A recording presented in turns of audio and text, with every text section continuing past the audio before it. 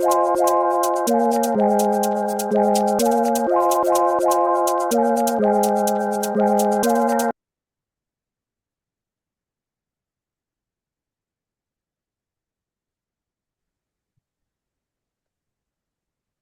Hey, how you doing? I'm good. How are you? Hey, good, good.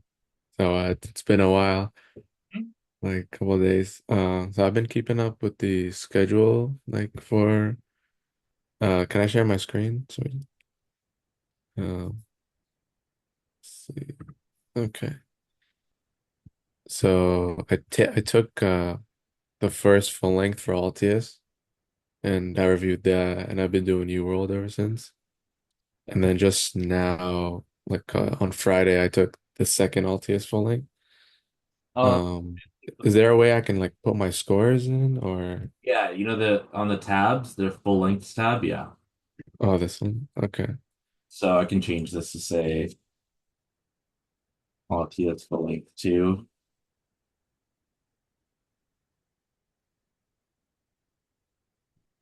Okay. So for CP I got 122.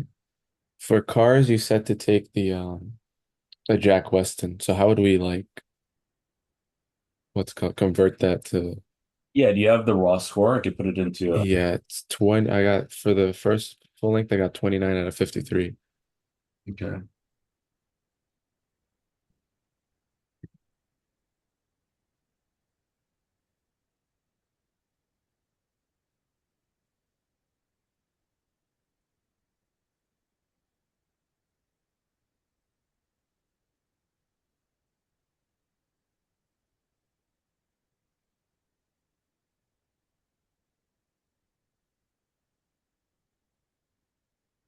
It's a 29 out of 53. Yeah. That's 122. Okay. And then for the second one I got 31 out of 53. That's 123. You could put in the dates for these tests.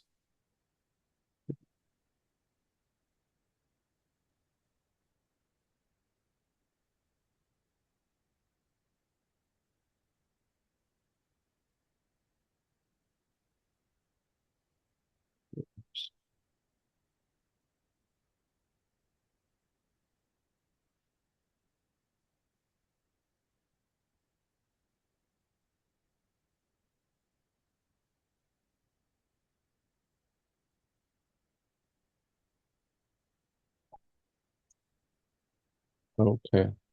Mm-hmm. And yeah, I just wanted to go over Okay. some of the Altius. Hmm. So kind of struggled with like basically this concept of like Huckel's rule, but like I just don't understand like I know like the difference between a pi bond, which is like two, it's like a double bond is one pi bond and it's one sigma bond. But then like I'm kind of unsure like how to tackle it in like an aromatic sense. So like Hmm. we're looking at this molecule, says which of the structures shown fulfill the criteria for aromaticity? Are they talking? They're talking about like the 4n+2 rule here. I just like unsure like how to go about it. Like I'm not sure understanding the difference between like positive, negative, or like Hmm. conjugation and stuff. Got it. So you need to have, yeah, 4n plus 2 pi electrons. Hmm. So the negative charge will be considered or could be considered the plus 2 pi electrons. Okay. So for the so okay, they're talking about um aromatic rings, and to exhibit aromaticity, cyclic systems must be planar and obey Huckel's rule. Huckel's rule states that only compounds with 4n plus 2 pi electrons participating in a conjugated ring system will exhibit aromaticity, where n is an integer like 0, 1, 2, 3. Molecular orbital diagrams help to illustrate Huckel's rule. Figure 1 shows that the molecular orbital diagram for benzene, the increased stability of benzene can be explained by the fact that all of its bonding molecular orbitals are filled, while none of its anti-bonding molecular orbitals are filled. Benzene is particularly stable because the delocalized pi electrons will always occupy a bonding molecular orbital. And then we have an example of cyclobutadiene that is not aromatic, and um, therefore, so yeah, and it makes it very reactive. And as a let's see, the pi system of cyclobutadiene contains 2 pi electrons in which non-bonding, oh, sorry, contains 2 pi electrons in non-bonding molecular orbitals. As a result, the delocalized p electrons inside a cyclobutadiene will occupy both stable bonding molecular orbitals and unstable non-bonding molecular orbitals. The differences between the MO diagrams of benzene and cyclobutadiene illustrate the fact that only pi systems with 4n plus 2 pi electrons experience the stabilizing effects of aromaticity. So we see um, for each of these that you have um, on the bottom, you have bonding molecular orbitals, and then you can have that dotted line, which can be, in some cases, non-bonding molecular orbitals. So like in the case of cyclobutadiene, you have, 2 electrons in the non-bonding molecular orbitals, but for the benzene, you don't. And then beyond that dotted line is the anti-bonding molecular orbitals. So it seems like what they're doing first is they're counting the counting the p orbitals that are occupied. So for the benzene, there are 6 uh p atomic orbitals, and for that you can have 1 electron in each of them, and so there's 6 of these. And when you write down the 6 in the like you start off with the bonding orbitals, so it would be like this 1, 2, 3, and then 4, 5, 6, because you go through with 1 electron first, and then once you hit all the like bonding orbitals, you go for the next electrons in each. And then for the cyclobutadiene, we have 4 p atomic orbitals. So then you can do 1, 2, 3, and then for the fourth one, it'll be this one. But the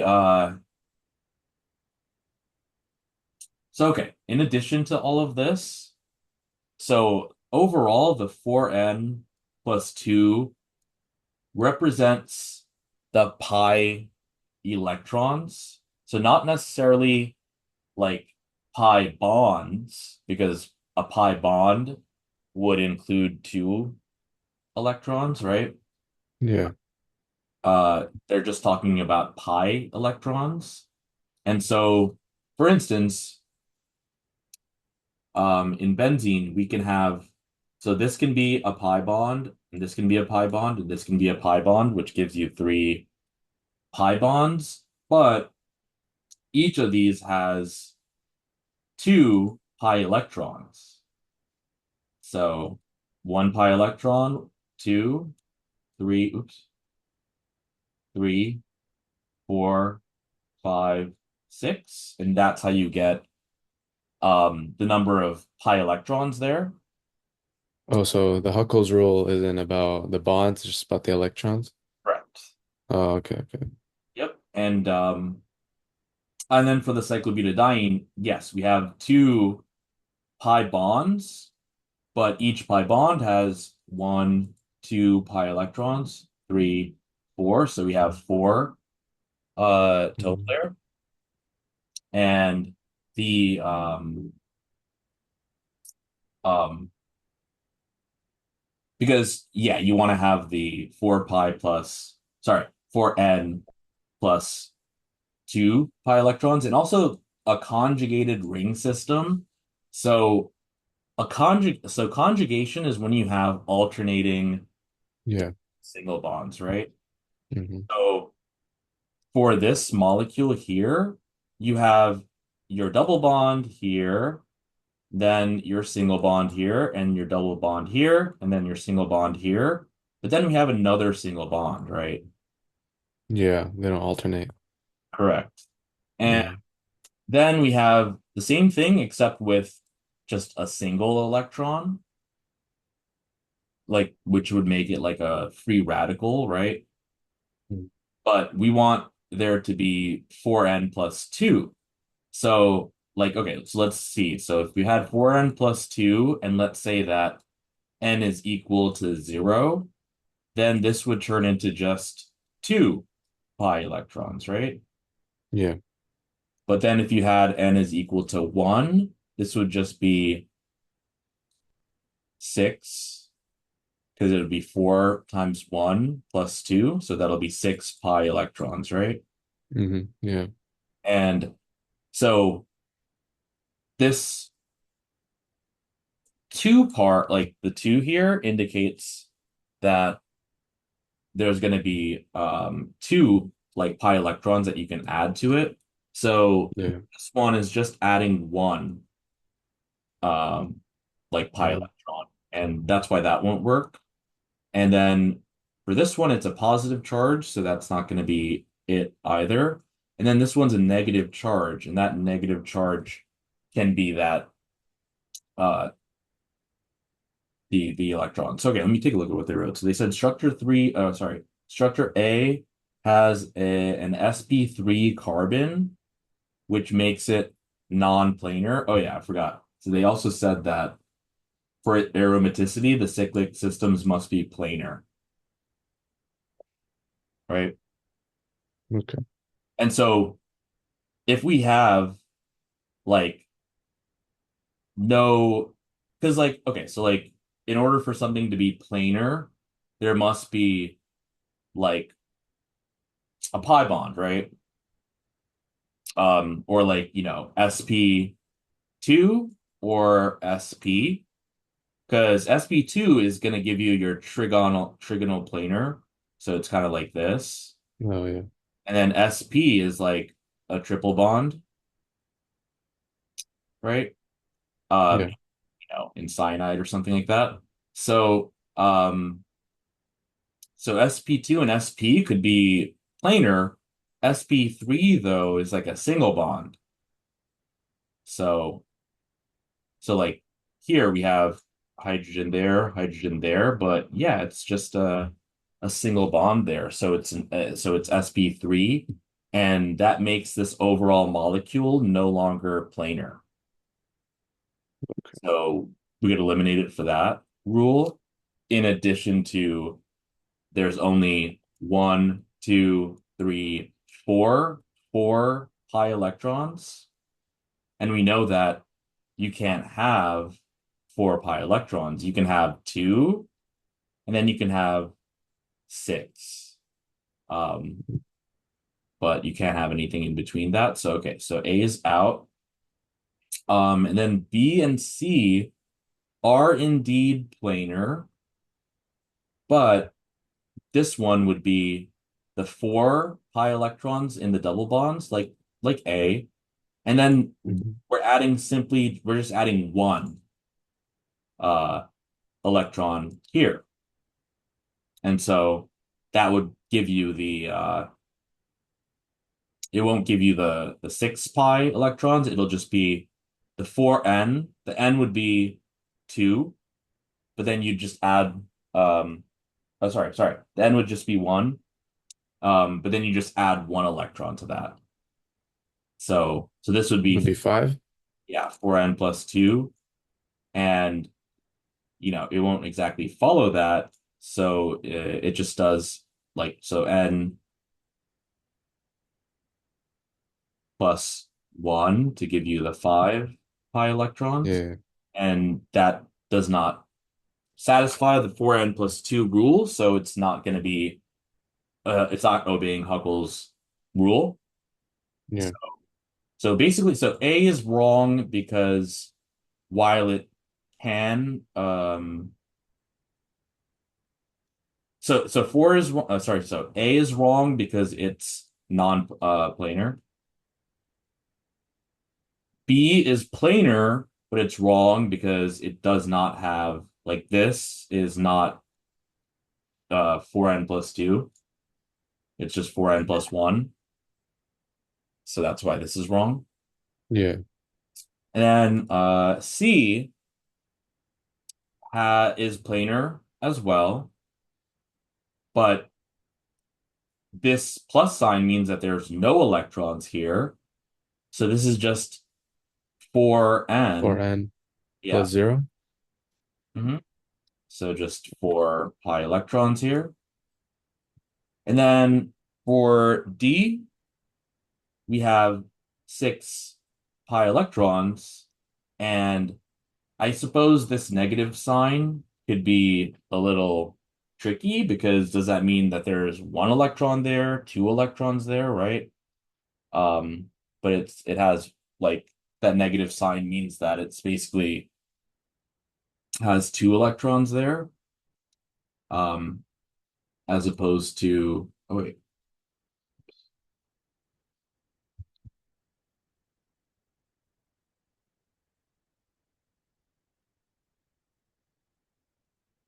I lost my like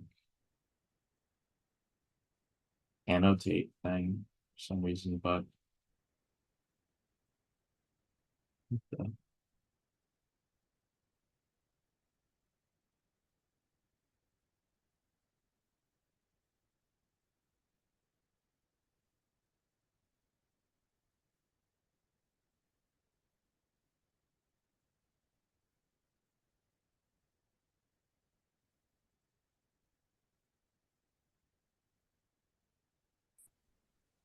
oh Hello, what happened? yeah, I think Did I crash out? I think Yeah. Sorry. because it was not letting me annotate anymore. Whoops. Okay. All right. Yeah. We were on the last one, I think, the negative. Yep. So yeah, that -1 is going to be like 2 electrons. So that's going to give you, and it's also planar.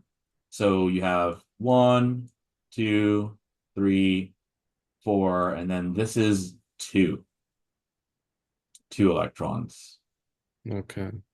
So that could be a little confusing, but let's think about, for instance, if we had this molecule through resonance, the electrons from this oxygen here can go here, and the electrons from this double bond here can go there, and that would make O minus here, and then double bonded O here. So, but the notation of that negative sign really means like a lone pair. Okay. Because if you didn't Yeah. have a lone pair, it would be a radical like this. So, so yeah. And like, what do they mean by like, oh, sorry. Like, what do they mean by like delocalized pi electrons? So so like the thing with resonance is, so let's say that we had just this.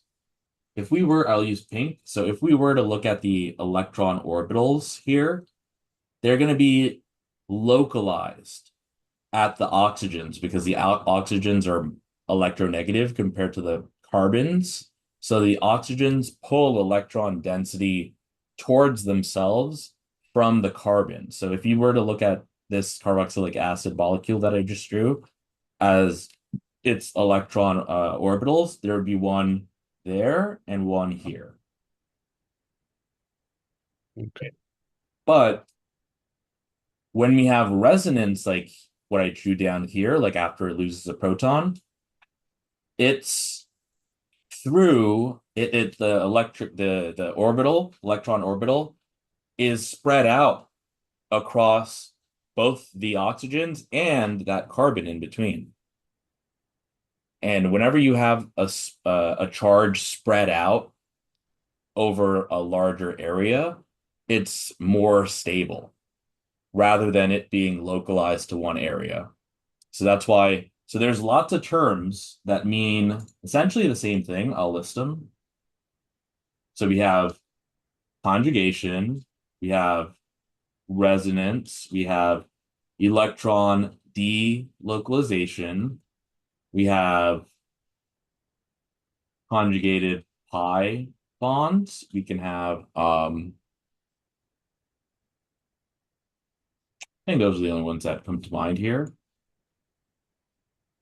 Conjugation, resonance, electron delocalization, conjugated pi bonds, um, etc. And Okay. also I forgot aromaticity. So that's Yeah. another way of approaching this. For instance, like this doesn't exhibit any resonance. Yeah. You could say that this can go here and this can go here, but you still have like you need to have the alternating single bond, double bond, single bond, right? Now, same Yeah. thing with B over here, because you see over here, right, that this negative charge could be interchangeable with the double bond. Yeah. So so if it's a single electron, that's not going to be interchangeable. And then a plus sign obviously won't work either. But here you can have this go here, and then the electrons can go here to give you, whoops,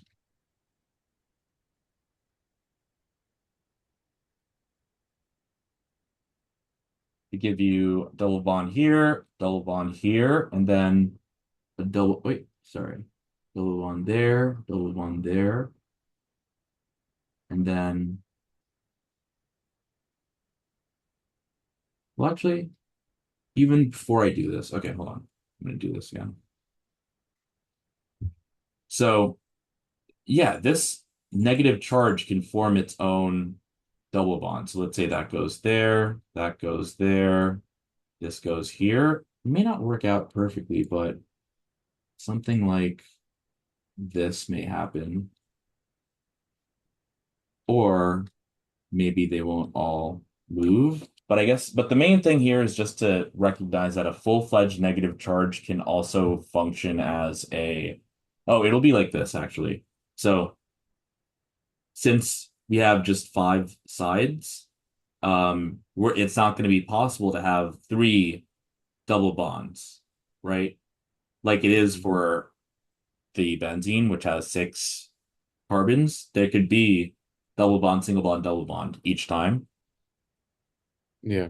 But for five carbons, it won't be able to do that. So this negative charge can turn into a double bond, but another double bond would have to turn into a negative charge. So let's say that we did this. Let's say that we did this double bond here can go and form a negative charge on this carbon. And Yeah. then this can turn into a double bond here. And so then you would get this, a negative charge here, and then oops, your other double bond can go there. Okay. Yeah. That makes sense with like the resonance part. Because I don't know what a negative, like that negative meant.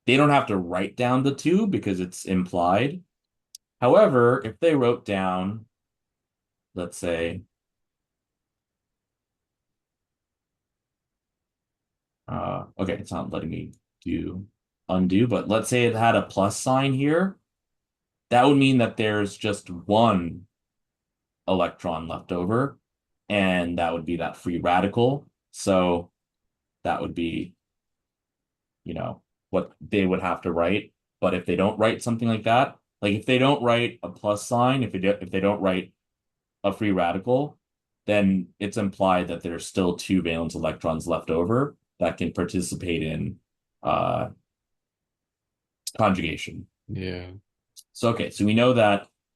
I think for me it was like Yep, linking resonance to conjugation. That's yep, like, I don't know, they meant the same thing. yep, So yep. over here, like the lone pairs would be on nitrogen and Mm-hmm. be the same thing. And then it would Mm-hmm. be Yep. able to form this resonance. Yep. Okay. Basically, like, yeah, Yeah. this can form a double bond here. This double bond can go up to the oxygen to give you an O minus. Nice. And then we have this, and yeah, for the most part, that's it. Okay. So All right. yeah, so that they are Okay. both aromatic. Yeah. And let me see the solution here just to make sure. So in cytosine, the ring nitrogens are both. Okay, that's another thing. So yeah, if the nitrogens are in are sp2 hybridized, like that's what I was trying to show with like here with the double bond characteristic Yeah. there. Um, you'll see that also in, for instance, a peptide bond. Like let's say some R group here, this and H, and then let's say another R group. So this is between two amino acids, and this in orange is the peptide bond, also known as the amide bond. And it has double bond characteristics because two electrons from this NH can go and turn this into a double bond. And then the double bond here can go up there to turn it into an O minus. So this is going to look like O minus, double bond NH, and then, the rest of the structures. So that's why a Yeah. peptide bond is so stable. So yeah, if you just remember that aromaticity requires so aromaticity requires you to have a cyclic ring that is planar, which means which means sp 2 in most cases. Technically can also be sp3. Sorry, technically can also be SP. Yeah. sp1, but not sp3 because sp3 is a single bond. So that's what they require, and then they require to have 4n plus 2 pi electrons, which are just electrons that are involved in a pi bond. Um, so, and all of this stuff is related to resonance stabilization, which also equals delocalized electrons. So all of those things you want to link together in your head. Yeah. So, okay. All right, that makes sense. Hmm? And then I had some questions on U World that weren't really making sense. Yeah. So, question.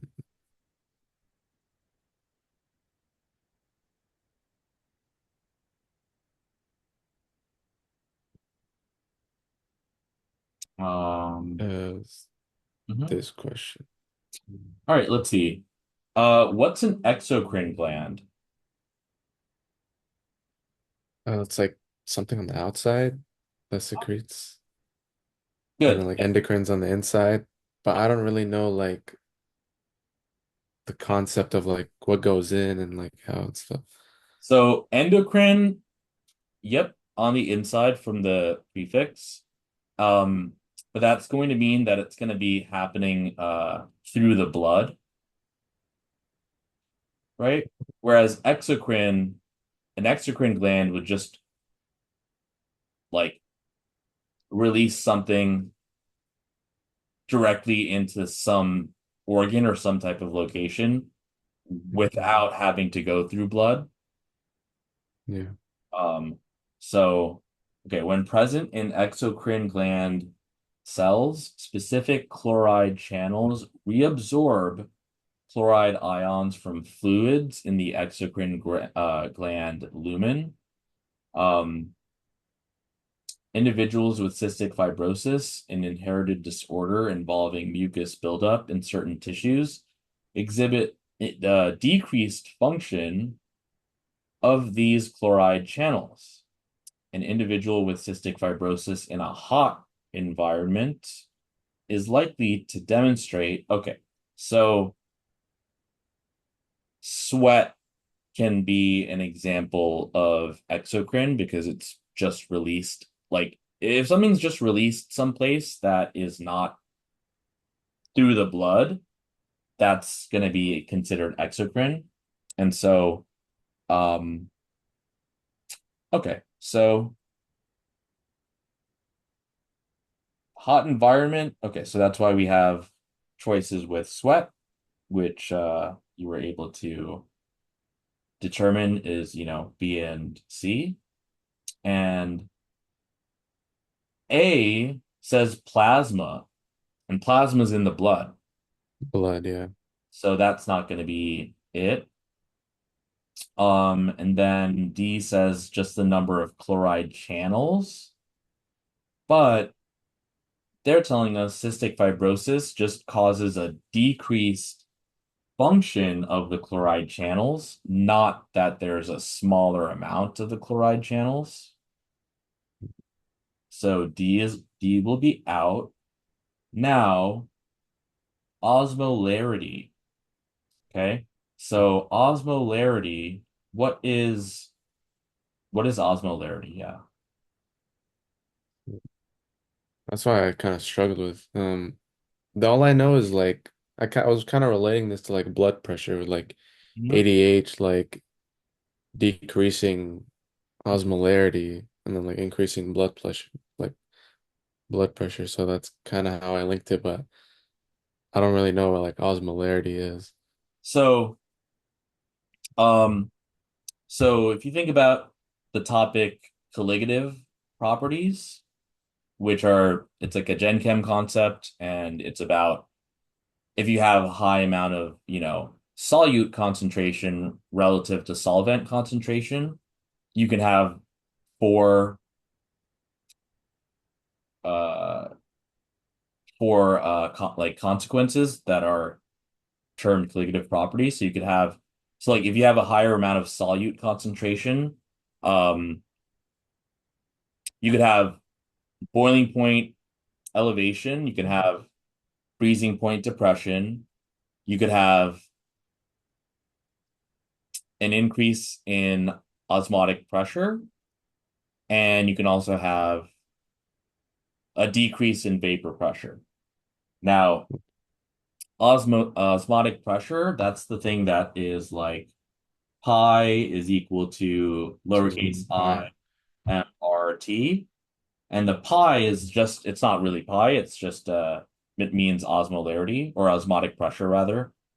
And you can see from this equation that it's proportional to like, do you remember what I was for? The Van Hoff factor. Yep. So like if you had CaCO3, or rather CaCl2, what would the Van Hoff factor of that be? Uh, two, So what would it break up into? It'll break up into Ca2 plus two and plus and Cl two minus. Cl minus. So three different things, right?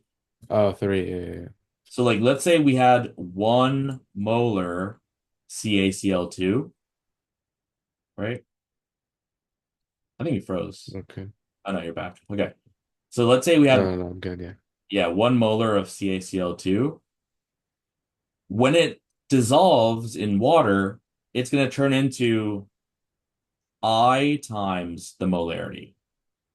So the I here is 3, so it'll be 3 molar total because you'll have 1 molar calcium 2 plus ions, and then 2 molar for the chloride ions. So osmolarity Yeah. deals with the fact, so it deals with this, but it also means that you're going to have a higher type of like, and osmotic pressure is like a sucking kind of pressure, which is kind of hard to conceive because we typically think of pressure as, let's say, like the pressure of a container or a pressure of a blood vessel would be like an outward kind of pressure. Like, Yeah. let's just say we had like a little box or a container here, and there's pressure inside of it. The pressure is going to push against the walls of the container, right? Hmm. That's how we typically conceptualize pressure. But osmotic pressure is like a sucking kind of pressure. So it's almost like so let's say we still have that container, but we have like an opening over here, or like in a water bottle. Like let's say, Yeah. you open the water bottle and then let's say you press against the outside, it's going to compress the inside of this. And if it compresses the inside of this, or rather, how about this way? Let's think about maybe the lungs. Okay. Let's say this is the lung cavity, and your the drawings I'm drawing are kind of getting disappeared. I don't know if it shows up like that for you, but your lung.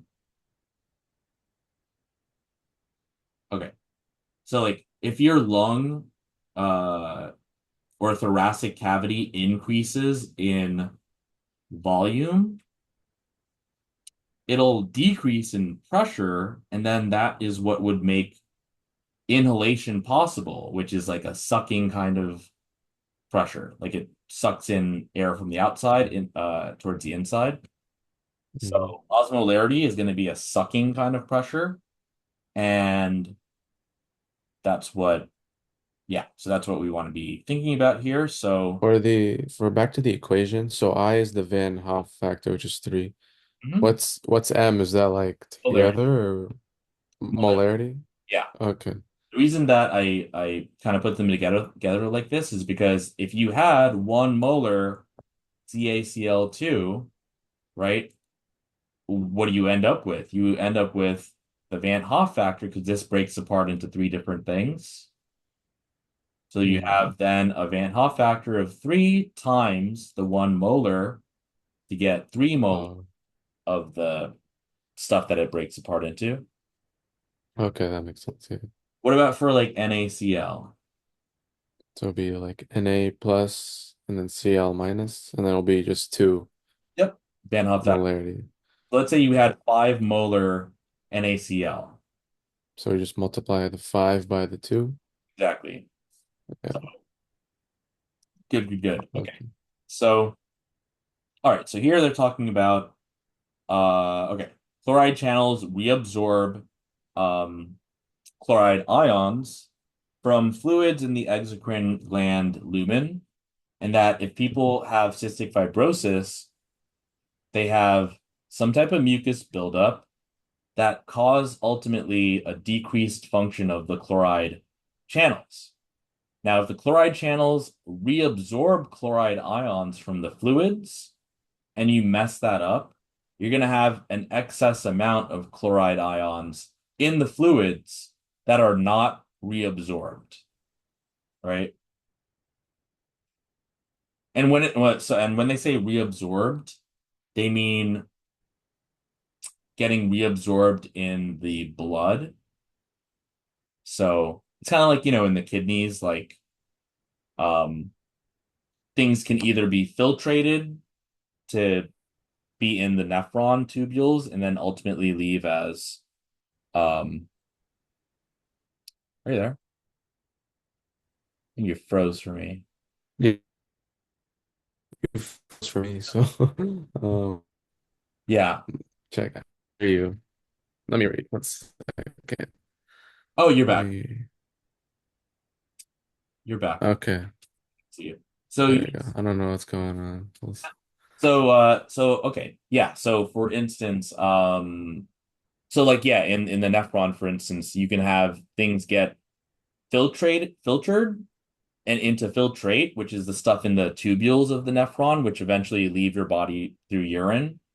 But you could also have reabsorption, which means that it gets reabsorbed into the bloodstream.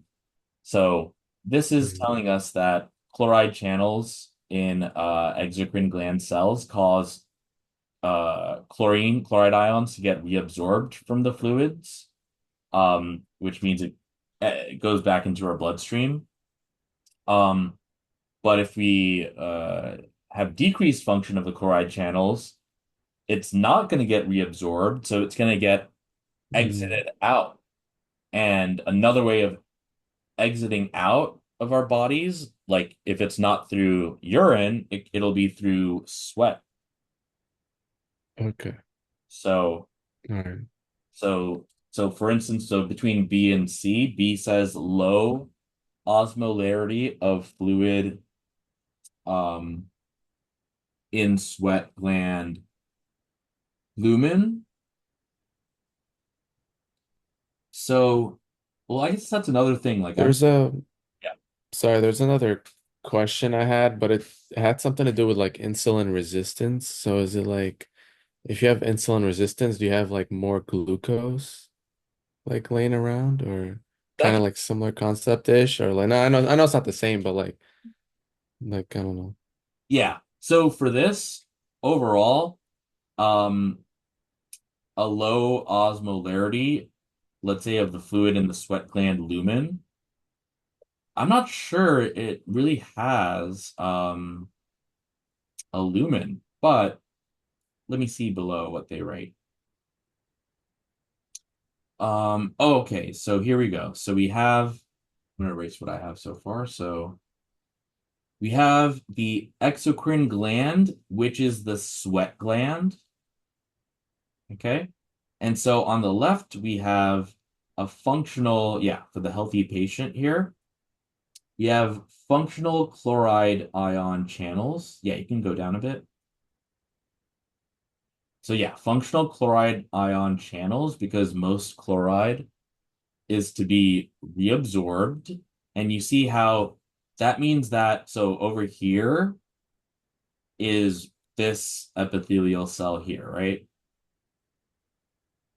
Yeah. And below this epithelial cell is going to be, let's just say, your like blood supply. And then above it is going to be, the exocrine gland that releases it into sweat in the form of sweat. So if it's functional, if this chloride channel is functional, it'll cause the chloride ions to be reabsorbed, which means reabsorbed into our blood. Okay. And so that's what a functional chloride channel is supposed to be doing. And then that gives you a normal chloride concentration in the sweat that is excreted from the exocrine gland, aka the sweat gland. But now, if we have a dysfunctional chloride ion channel, you're not going to have the chloride, get reabsorbed or get into the epithelial cell, which then causes reabsorption in the blood. Mhm. So you have less reabsorption, which means more excreted. So high chloride concentration in the sweat is excreted from the exocrine glands. So that's what you have happening here. And Okay. it's identical to like what happens in a nephron, except we also excrete stuff in our sweat. Yeah. So just Okay. remember that reabsorption is reabsorbing something into our body through blood, and the opposite is excretion, and that can be typically like, in an nephron, that'll be in the urine. but it can also be um, through our sweat. Okay. Yeah, those are the two like excretion. I didn't really know what that meant. What Yeah. about secretion? So that could be in the context of um, depends on the context, but if it's like nephron secretion, then that is the uh same thing as what I said initially as like filtration, but Mm, it'll be the opposite of reabsorption essentially. okay. So, yep, that's the idea here. So, yeah.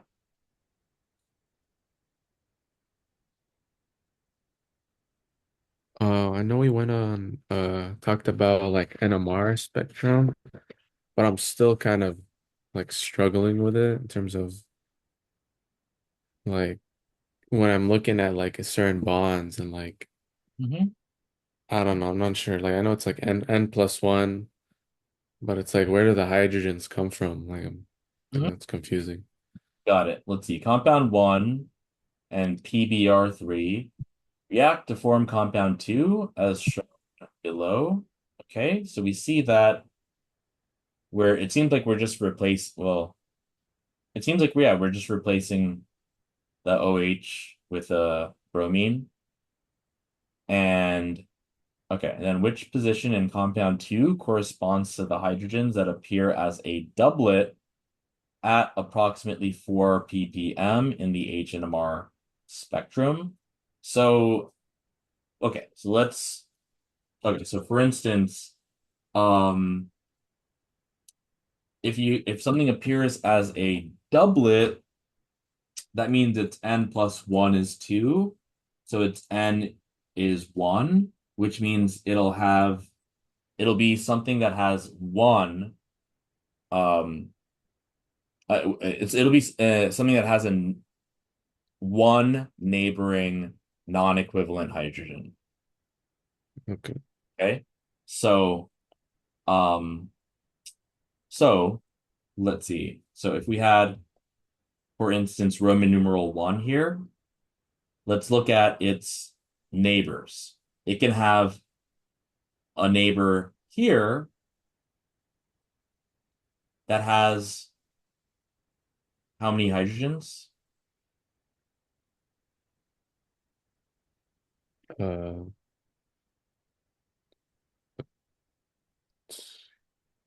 one? And it can have a neighbor here, which is how many hydrogens there? One. Over here? This one on the right? Yeah. Uh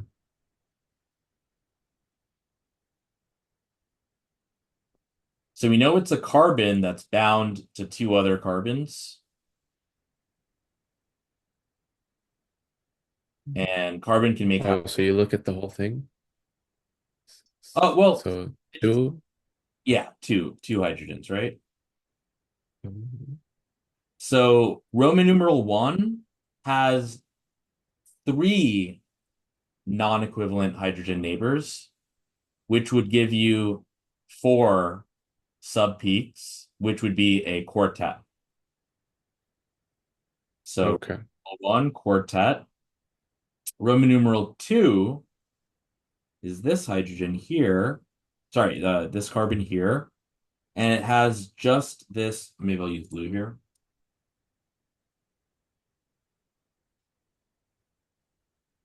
So for this one, it just has one hydrogen.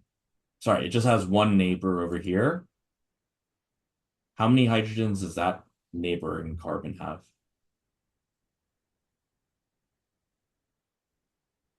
The neighboring carbons, just one? So this carbon here, how many hydrogens does it have?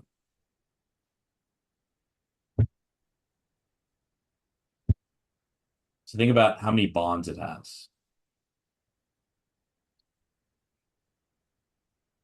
It's connected to a double bond. So that's two Um, bonds. yeah. And keep going. So it's two. So like two hydrogens? So this carbon here, right there, how many bonds does it have? Yeah. Oh, sorry, it has three bonds, It has right? Or one, no, two, with the double bond, three, four, right? four. Yeah, yeah, So yeah. Oh, carbon can only make four bonds, right? yeah. So, and all these bonds are already being used to make bonds with other carbons. So this doesn't have any neighboring hydrogens,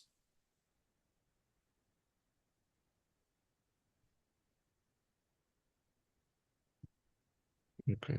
right? Like over here. So here, maybe I can redraw it. So like this. So this carbon here has four bonds with other carbons, Yeah. which means it has no bonds to any hydrogen, Oh. right? Is it because of like has like four valence electrons? Yep. Carbon has four Or electrons, which means it can make four bonds. But if it makes four bonds with carbons, there's no bond with hydrogen left. Right? okay. So this would be an n is equal to 0 or an n plus 1 equal to 1, which would give you a singlet. So Roman numeral 2 would give Mm, you a singlet.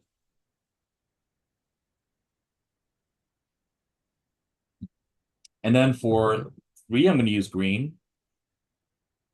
So that's the Roman numeral 3. So that And one has three bonds uh, to, yep. so would that one be um, would that one be a quartet too? So sorry, you said that. So how many hydrogens is it bound to? Just one, right? Yeah. Because it already has three bonds. But we Hmm. want to know what the neighboring hydrogens. So we know that this neighbor has no hydrogens, and this neighbor has how many hydrogens?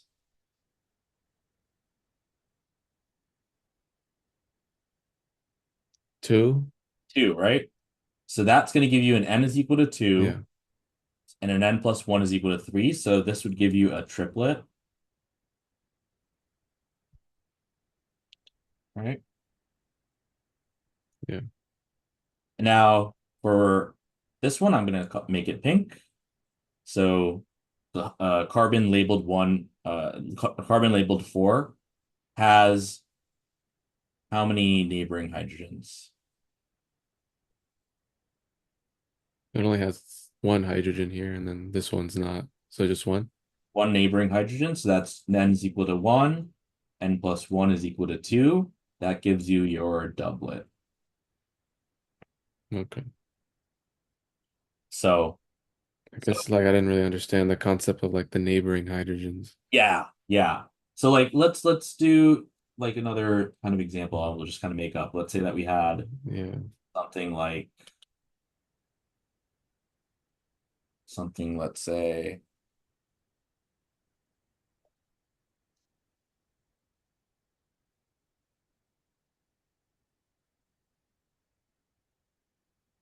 or how about this? For this one that I circled over here, um, because all the other ones should be the same, because the only thing that changes is the BR, like the OH to the BR. But for Yeah. this carbon here, how many neighbors does Could it be have? two. What's up? Would it be so one hydrogen here and then you have one here? So two? And that'll give you a triplet, right? Triplet, yeah. What about this one?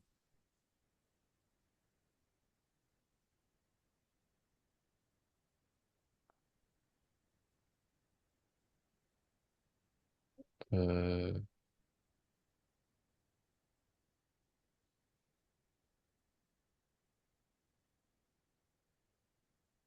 like we're talking about this one's neighboring hydrogen. So Yeah, now its neighbor is now the oxygen, Yeah. which doesn't have any other hydrogens attached, right? So it'd be n plus or 0 plus 1 Yep. So that'll be another singlet, right? singlet. So Yeah. so yeah, if they did compound one, you would get these as the same. These don't change. But Yeah. the four changes from a singlet to a doublet. Okay. Yeah, and the 4 ppm part, like for this one, we were able to solve it without that, but you also want to be aware of when you have a carbon that's close to a highly electronegative atom like bromine, it's going to get de-shielded.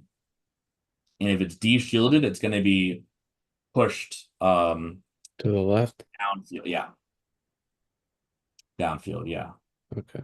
Let me see what they wrote on the bottom. So I'll probably talk about that. So we have that, but let me see where they talk about the upfield or downfield thing.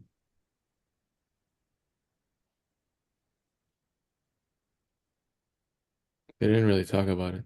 Okay. All right then. But like for this one, like they didn't really explain how they got the neighboring hydrogens for these ones, but they just skipped to this one, which Yeah, is like, oh, okay, it has to. we do have, Okay. I might annotate scan again, so you're probably gonna get disconnected. I know it's Annotate. back. Okay. So yeah, so we do have the different ones, right? So for the Roman numeral one, we have the triplet, right? And Oh yeah, yeah, Roman numeral one, one, two, three, or no, the quartet. So we see that. I mean, this is kind of like not as easy to read, but it's like one, two, three, four. So that's our quartet. And then Roman numeral two, we had zero. So,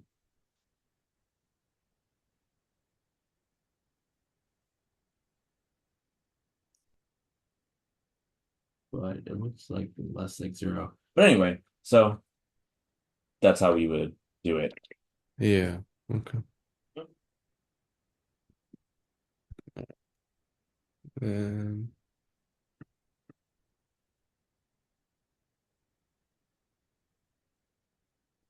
and I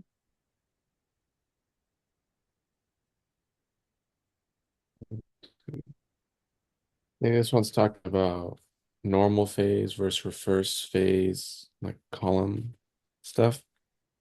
But like what I know about this is like for a normal phase, like you have the stationary phase, which is polar, and then if something reacts with it that's polar, it like stays in there longer Yeah, and it has a longer retention time. so So for what I was confused is why was this one wrong? Or I uh don't know. okay, so it seems like they're telling us that there's an HPLC and then there's a reverse phase HPLC. Did they mention anything about reverse phase HPLC in the passage? On the left. You scroll up maybe. Um, I guess they don't tell you exactly, but Maybe down here. They said HPLC, huh? but they didn't say if it was reverse phase or Okay, let's see. Considering the normal. in the number of hydrocarbon bonds in the structures of tryptophan and compound 2, okay, the difference in the number of hydrocarbon bonds. Okay. What can be inferred about the HPLC column used in the passage if tryptophan has a shorter retention time than compound 2? Okay, it seems like compound 2 is on the perhaps nonpolar side, and tryptophan is more on the polar side, perhaps. And let's see, the okay. So like from choosing C, it seems like you knew that a normal phase, Oh, wait, that makes sense now. So no, if they're saying because it's polar, this one's polar, it will react with the non-polar stationary. So this concept is right, but it's not asking about, it's asking about would it be, which one would relate to a shorter retention time. So since this one's polar and it reacts with the non-polar stationary phase, it would have a shorter retention time. so um so if it so for chromatography in general, if something is has a stronger affinity for the stationary phase, it will have that shorter retention time. And so if they're telling us that, what can we infer from the HPLC column, if tryptophan has a shorter retention time, it should mean that uh, it's not as attracted to the stationary phase. Because if it was more attracted to the Oh, okay. phase, uh, it'll elute more later on compared to Okay. like, yeah, if you had like your column and this is, oops, and this is your stationary phase, whatever sticks to that, I'm just gonna use like, let's say a cation exchange, or I mean, an anion exchange. So if we had like Na plus Cl minus, the Cl minus will be attached and the Na plus won't. So the Na plus would elute first, which in other words means that the Na plus has a shorter retention time. So if something has a shorter retention time, it's going to Okay. be less, it's going to have a lower affinity for the stationary phase. So if we see this, we could see that compared to tryptophan, compound 2 has a lot more of those rings, which make it a lot more nonpolar. And so if they're telling us what Yeah. type of HPLC column results in tryptophan having a shorter retention time, and tryptophan is polar, you want to choose something that has a nonpolar stationary phase. Because that means that the tryptophan won't bind to it and will simply elute first. Um, So your choice is, so shorter retention time means it elutes first. So like kind of compared to like size exclusion chromatography, the bigger ones, like they're too big, so they should elute first. So they have a higher affinity, kind of, well, if or they elute first, it'll be a lower affinity. lower affinity. Yep. Which would also mean a lower retention time. Retention is like how long it takes for something to elute. So C is Okay. definitely consistent if it's normal phase HPLC. The stationary phase Mhm. should be polar. Um, but if they're telling us that the polar thing has a shorter retention time, then the stationary phase should be nonpolar. Mhm. Hmm? Okay. I know we're like a little bit over time. Do you have time to do like two more questions? Um, yeah, I think so. I have a student at six in like 19 minutes, so yeah, we can see what. Okay, we'll do. I just have yeah, just two more. Hmm? You mentioned like an insulin thing or something. Oh no, that one's a different one. It was like more. This one's more about limiting reagents. Oh, okay. Uh, so what is the? So you want me to read this? Um, is this the question here? Yeah. So it's these two, 5 and 7. I think it has.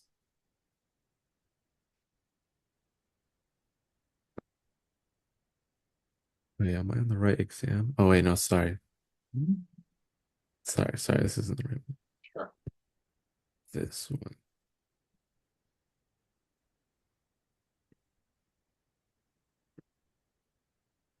This one. Okay. Okay, let's see. If compound 1 over here and NH4 2S aqueous are found to react in a 1:3 molar ratio during the reaction shown in figure 1, what is the limiting reagent in the reaction? Okay. Do they give you any, wait, idea of like if this is balanced? Oh, it's unbalanced. Uh, That's okay. so yeah, we're gonna have to balance it. And 1:3. Okay. That can be kind of annoying. Let's see. Um, so okay, the central structure stays the same, but we're replacing NO2 with NH2. And let's see. Conversion of the 2,7-dinitrofluorine compound 1 to 2,7-diaminofluorinone. Um, oh, fluorinone, they're both fluorinone. Okay. Compound 2 via the Zinnan reaction. The molar masses of these are blah, blah, blah. So, okay, this might involve a good amount of work here. So let's see. If they, okay, conversion shown in figure 1 was accomplished by adding 0.025 moles of that and 0.025 moles of that into something containing 1.35 grams of compound 1 and 65 ml of ethanol. So, okay, so you're gonna have to do the math and write out the number of moles of uh compound 1. Say that again. It cut Oh, yeah. So you want out. so they're giving us the amount of the stuff and oh, Yeah. Can you hear me? yep. I don't see the Okay. uh, You don't see the what?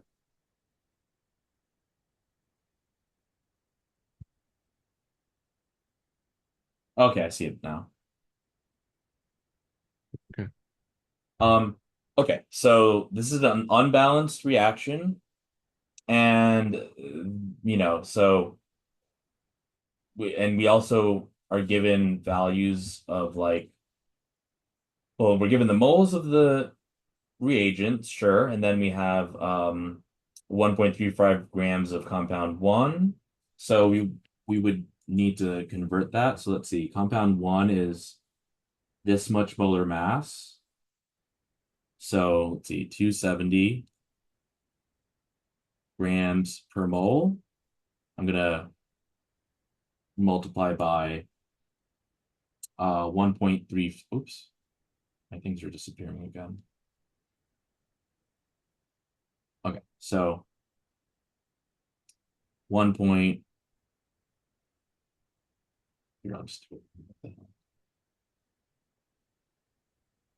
yeah, I think we froze again. Really? Okay, hold on. Oh no, it's back. Okay, because when it freezes, like it doesn't let me annotate anymore. But okay, Doesn't let you edit it. Okay. but yeah, it's back. There's like a delay. So okay, 1.35 grams of compound 1, which is 270 grams per mole. So this is like 1 over 270. Um, let's see. 1 over, let's see. I'll just do this. I'll do 1 over 300 perhaps. So 1 over 3 is 0.33. 1 over 30 is 0.033. 1 over 300 should be 0.0033. Mm. So that's how many moles of compound 1 we have. And then they said 65 mLs of ethanol, but they didn't really tell us about the Yeah. compound 2. So, um, and then let's see, 0.025 moles of this. And then NaOH is also 0.025 moles and 65 ml of ethanol. And anything else like below this on the left? This is it. Okay. So unbalanced conversion. So it seems like, okay, so it seems like the NH4, there's two NH4s in this that can probably explain how you got the NH2s at the end here. And the NO2 has to leave. So, okay. Oh, you know what? I think that makes sense then. Because if there's 0.025 moles of, because reagents are everything, like, are this stuff. Like, these are the reagents here, but the reactant is also considered a reagent when we are talking about Hmm. limiting reagents. And you have 0.025 moles of this, and the moles of ethanol. I mean, they don't really tell us how to solve for that, but oh, wait. If compound 1 and NH42S are found to react in a 1:3 molar ratio. Ah, I see. Got it. Yeah. So that means that um, if you have 1 mole of compound 1, you need 3 times as much of the NH42S. And so that means that if we have 0.025 moles of the NH42S, we need a third of that for compound 1. So a third of this is going to be 0.08. Like 8 times 3 is like Hmm. 24, so something like that, right? Yeah. This is how many moles of compound 1 that we need. Yeah. We only have 0.0033 moles of compound 1. So we have compound 1 as our limiting reagent because we need 0.08 moles. We only have 0.0033 moles. Okay. So basically what I did here was they give me the moles of the NH42S. They give me the moles of NaOH. They give me like the volume of ethanol. Um, and they give me the molar mass of compound 1. And then if they give you the mass of compound 1, you can use the mass here that we're given, the molar mass here to solve for the number of moles. And so we Hmm. get roughly 0.0033. I mean, it'll be a little larger because I rounded the 270 to 300. So if Hmm. I'm dividing it by 300, it's going to be a smaller number, but it's still in the ballpark, right? Yeah. I could even do like 1 over 25 or something like that. But anyway, the fact of the matter is that if this is a 1:3 ratio, right? And we have 0.025 moles of the NH42S. That Yeah. there should be three times as much as it of this as compound one. So if we divide this by three, that's how many moles of compound one we need. And if we divide it by three, we get 0.08 moles. We only have this much. Exactly. No, so that's their limiting. Yeah, okay. Yep. That makes sense. Mhm. And yeah, this one's just a question about percent yield. Yep. So percent yield, just the actual yield over like the theoretical yield. What do they mean by like theoretical? Is that like just 100? No. So theoretical would be like if we did the math here, we would know like how much of compound two we should get, right? Hmm. So so in that previous question that talked about the limiting reagent, we would have the reaction proceed until we run out of compound two. So that's the limiting reagent. So that means like if we have compound, you know, so basically the theoretical would be like theoretically we should get a certain amount of moles of let's say compound two. And but in actuality, when we do the experiment, we get a different amount. So here they said, so yes, we start off with 0.005. And you see how that's a little bit larger than the 0.003.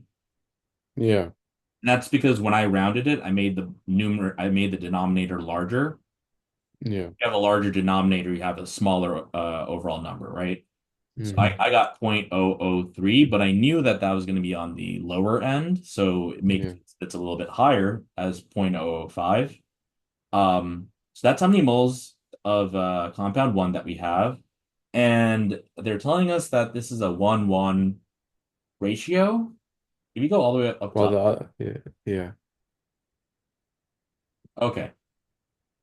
So okay, so I mean, okay, if it's a 1-1 ratio, then you should have the same Mhm. amount of compound one as you have compound two. And I think they said Okay. question stem that you had, what was it, 85? Or 80, 0.85 grams. Yeah. so you could do that 0.85 grams of compound two multiplied by on the bottom, it's 210 grams per mole, right? 210 grams in 1 mole. So we can do 0.85 divided by, the 210. So Hmm. 0.85 divided by 2 would be 0.425. Divided by 20 would be 0.0425, right? Yeah. Divided by 200 would be 0.00425. So that's how many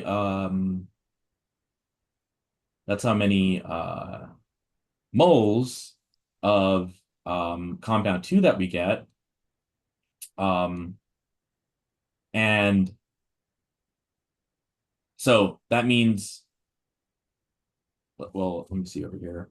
Oh, they're asking about the amount in terms of grams, I guess. Yeah. So, so okay, so like theoretically, right? Theoretically, there's a 1-1 ratio. So if compound one is 0.005 moles, compound two should be 0.005 moles, right? Okay. Yeah. Yeah. And if you use the molar mass, you can get 1.05 grams. That's how many grams that we should be getting of compound two. However, in Yeah. question stem, they're telling us that we're only getting 0.85 grams, right? Mm. So Yeah. that's the actual, like when we do the experiment. And this is Yeah. theoretical. Theoretical will always be larger than actual, Hmm. but that's how we differentiate it. Like Okay. theoretical is, based on like the balanced reaction, how much you should get. And then the actual is how much they're giving you. So yeah, theoretically we should have Okay. 1.05 grams. Actuality, we got 0.85 grams. So your percent yield is going to be, yeah, your actual over your theoretical. They spelled theoretical wrong. Over Yeah. theoretical times 100. So actual 0.85 over theoretical 1.05 times 100. So, we know if it's 81%. over. Oh, okay. Yeah.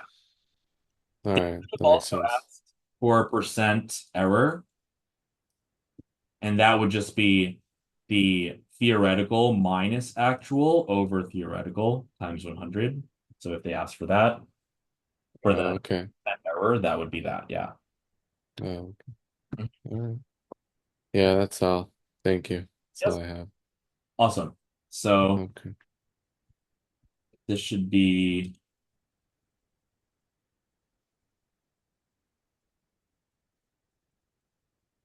113. Okay.